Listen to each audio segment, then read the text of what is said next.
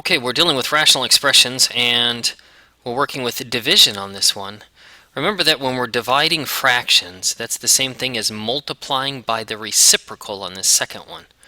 Okay, so we've got this one, and what I'm going to do right now is go ahead and convert this one to multiplication and then flip these two. I'm going to have this 4p go on top and this 8p squared plus 4p all go on the bottom. So I'm going to do that now. Okay, so these two are equivalent here, and this is the way that we do division, is we multiply it by its reciprocal. Okay, well now that I've got this one here, this one looks like a fairly complicated quadratic expression here. Down here it looks like we've got some like terms that we can pull out. Let's deal with this one first. Okay, so I've got 2p squared plus 19p plus 9. It doesn't look like there's any common factors I can just pull out immediately. The next best thing to do is to go ahead and see if we can factor this one. So let's look at this one, and in order to factor it, remember that we're going to take our a times c, so our 2 times 9, and that gives us 18, and we want to figure out two numbers that multiply together to give us that 18, but add together to give us this number here, which is 19, our b value. Okay, so a times c has to multiply together to give us a times c, but add together to give us b. So 18, two numbers multiply together to give us 18, but add together to give us 19, should be 18 and 1. And when we're doing this one, the first thing that we're going to do is to write this 2p. Both of them are going to start with 2p here. Now we know that this is wrong from the get-go because 2p times 2p gives us 4p squared. So realistically I have one too many of these 2's. We'll get rid of that in a minute, and that'll come in just a second. Now we already determined that it was 18 and 1, so now I'm just going to fill this in. These are both positive. So now I'm just going to write that in, and it doesn't matter what order you write them in because both of these are exactly the same. So plus 18 and plus 1. Okay, now what I'm going to do here is look and see if they have any common factors that I can pull out. 2p and 1 do not share anything in common. I cannot pull anything out.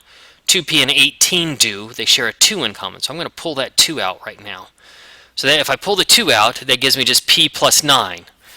Okay, now that I pull that 2 out, I'm going to get rid of that 2. Remember back up here, when we had 2p plus 18 and 2p plus 1, we knew that was wrong.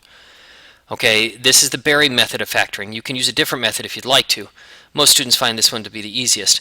So 2p and 2p, we knew that we had too many. Okay, we had two too many.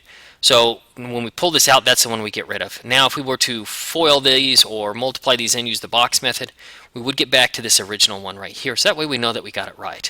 Okay, well this is what this one here factors to, is p plus 9 times 2p plus 1. So now I'm going to write that one right up top here. Here we go. And this is everything else stayed exactly the same. The only thing I changed was right here. And that just kind of helps me. You always want to try to factor everything you can first. And then we can go forward with it. Now I'm looking here. I can't take anything out here. The 4p I can't do anything with here. I'm trying to look and see if they have anything in common that I can take out. And it does look like they both have p's. They also, I can take out a 4 out of both of them as well. So I'm going to do that now. I'm going to go ahead and take out a 4p.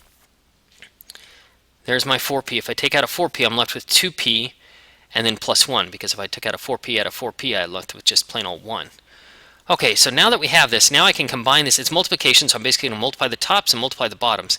Notice how I'm not going to go ahead and start multiplying these two together. I just FOILed these two, so I don't want to combine those two yet. I'm just going to kind of combine them all in 1 on top. See, this is p plus 9, 2p plus 1, and then I've got a 4p. I'm just kind of combining everything here.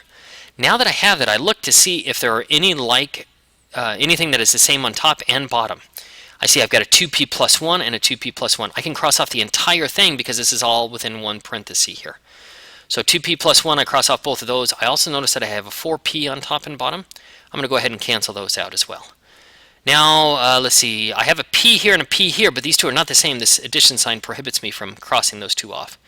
So what I'm going to do now is just write it. That's my answer, whatever I'm left with. In this case, it's going to be p plus 9 over 5p. This is my answer in this case. The biggest thing with these is to try to factor them all out as much as you possibly can, pull out any common factors, and then see what you can cross off on top and bottom. Usually you can cross off quite a bit.